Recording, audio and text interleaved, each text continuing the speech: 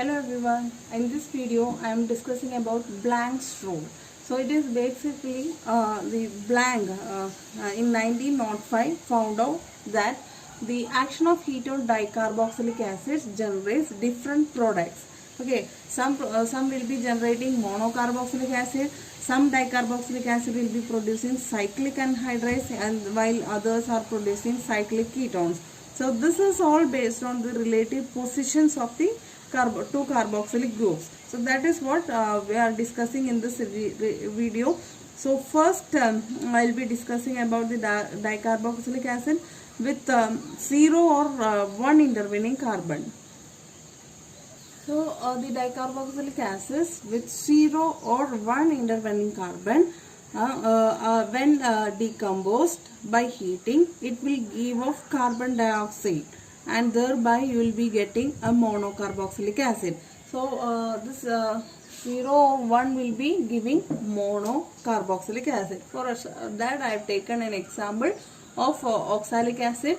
Here there is no intervening. This is one carboxylic group. This is another carboxylic group. There is no intervening carbon. So there is 0 intervening carbon. So this will be giving out carbon dioxide. How this is eliminating carbon dioxide?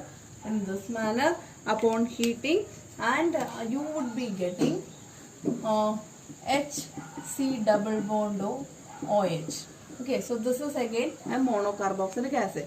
So oxalic acid will be giving formic acid after this reaction. Okay, similarly if you are having a one intervening carbon, okay, it's like 1,3 dicarboxylic acid. So a dicarboxylic acid in which both carboxyl groups are attached to same carbon.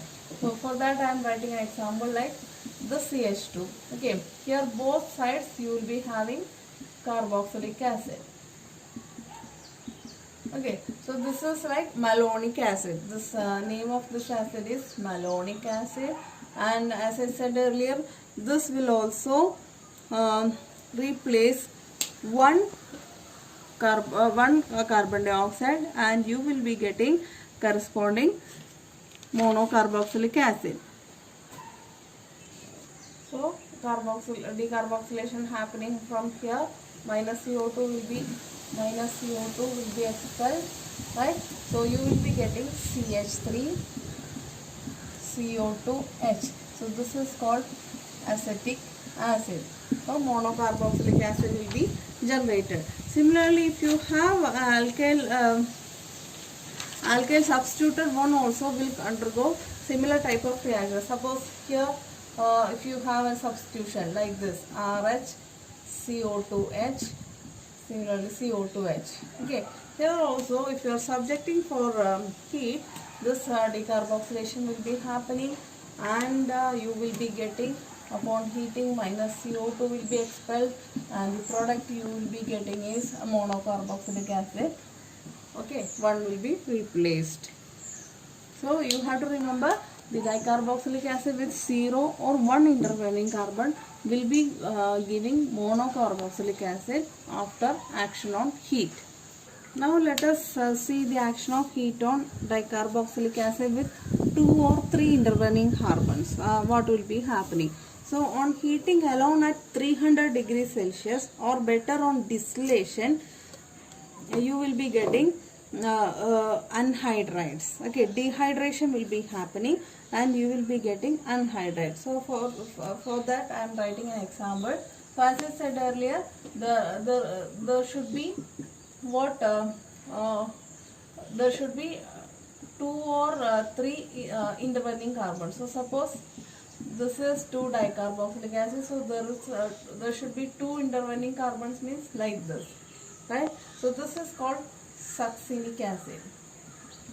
Succinic acid. Okay, now what will happen if this is heated at 300 degrees Celsius, or if you are distilling using acetic anhydride, distill using acetic anhydride at 300 degrees Celsius, you will be getting anhydride. So what does it mean? Dehydration will be happening, minus H2O. Okay, so this is happening like this, minus H2O and you will be getting the corresponding anhydride. So the product will be succinic acid anhydride will be succinic anhydride. So how you write the product? CH2, CH2, here C double bond O only, C double bond O, here one oxygen, here again C double bond O. So this is called succinic anhydride, succinic anhydride. So the dicarboxylic acid with two intervening carbons will be giving anhydride on heating at 300 degrees Celsius. Now let us see what will be the product with three carbons. Okay, so for that glutaric acid should be written. Okay, so that will be like C double bond OH. Okay, C double bond OH. So now you have to have three intervening carbons. So for that I am writing, this is 2, right? Then now this is 3. So this is called glutaric acid.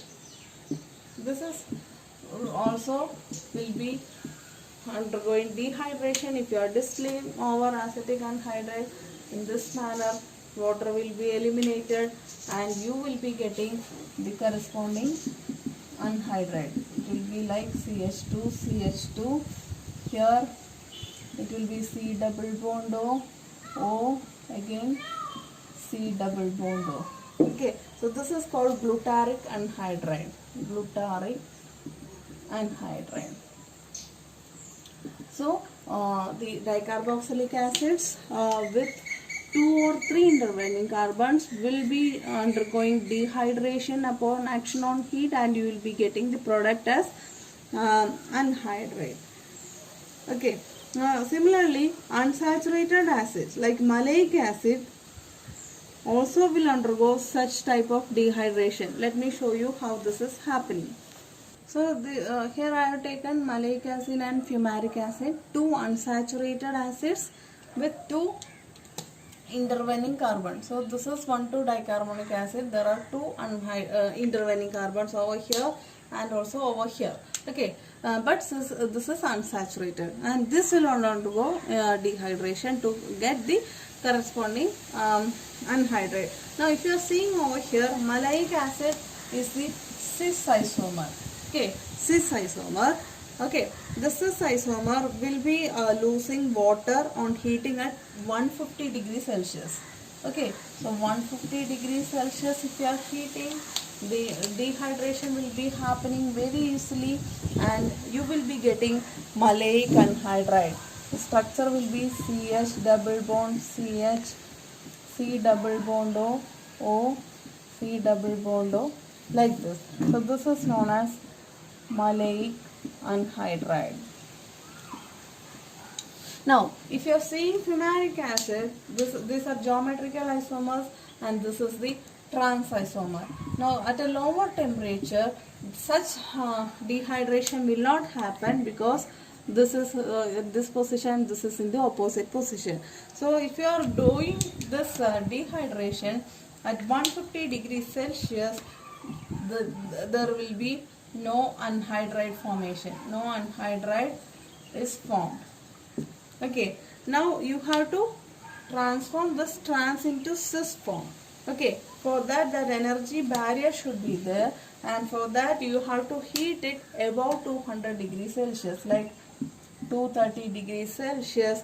Then that case that dehydration will be happening and you would be getting this trans will be converted into cis, and then it will be giving anhydride. It will be giving the same anhydride because this will be now fumaric will be converted into maleic acid, and that cis maleic acid will be giving maleic anhydride. So this is happening with 2 or 3 intervening carbons. So you should understand that the dicarboxylic acids with 2 or 3 intervening carbons will be giving anhydrides upon action of heat by dehydration. Now let us see the dicarboxylase acid with 4 or 5 intervening carbon atoms. What would be the product?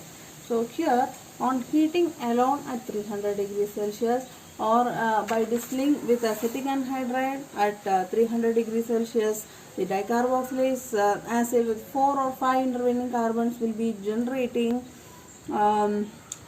ketones. Cyclic ketones would be the product. Okay, so how this is happening? So here I have taken adipic acid. Here 1, 2, 3, 4, 4 intervening carbons will be there, and you will be having a cyclic ketone as the product by elimination of carbon dioxide and water. Okay, so how this is happening? So here if you are seeing, this carbon dioxide will be eliminated, and like this water will be eliminated, and the product that you will be getting is CH2, CH2, CH2, CH2, CO. So that CH2, CH2 plus carbon dioxide plus water. So cyclopentanone. The product is cyclopentanone, which is a cyclic ketone. Okay. Similarly, if you are taking dicarboxylic acid with 5 intervening carbons, like this. If you are counting this 1, 2, 3, 4, 5. Okay, so this is called phenolic acid. So here which type of ketone will be produced? One carbon will be less. Okay, so 1, 2, 3, 4, 5, 6 membered ring. Okay, so that will be cyclohexanone plus carbon dioxide plus water. So here also if you are seeing, the carbon atom will be less, 1, 2, 3, 4, 5, 6. So this is a 1,6 dicarboxylic acid. After the reaction you are getting a 5 membered ring, and one carbon is lost as carbon dioxide. Here this is a 1,7 dicarboxylic acid is giving a 6 membered ring. Okay, so cyclic ketones. Now let me summarize Planck's rule. So the results of action of heat on aliphatic dicarboxylic acid is summarized over here by Planck's rule. Okay, so we have seen the dicarboxylic acid with 0 or 1 intervening carboxylic acid, intervening carbon, that will be oxalic acid or 1,3 dicarboxylic acid. Both will be giving what? Monocarboxylic acids. So that are the products. Okay. Now the next is dicarboxylic acid with 2 or 3 intervening carbons, and that will be 1,4 or 1,5 dicarboxylic acid. So when they are heated alone or distilled with acetic anhydride, you will be getting anhydrides. So here what is happening? Dehydration will be happening. Here decarboxylation will be happening. Okay. Now in the last case, 1,5 case, the product that you will be getting is cyclic ketones with 1 carbon less. Over here also, here also. So here how this is happening? By the elimination of carbon dioxide, by the elimination of water. So this is the Planck's rule. So 1,3 dicarboxylic acid, oxalic acid also will give monocarboxylic acid with loss of 1 carbon as carbon dioxide, and 1,5 or 1,5, 1,4 or 1,5 will be giving cyclic anhydrides. Okay, it should be cyclic anhydrides with the loss of water molecule. There is no decrease in number of carbons here. Okay, whereas over here in the case of 1,6 and 1,7 case, carbon dioxide and water will be eliminated. You will be getting cyclic ketones with 1 carbon less. So this is all about Planck's rule.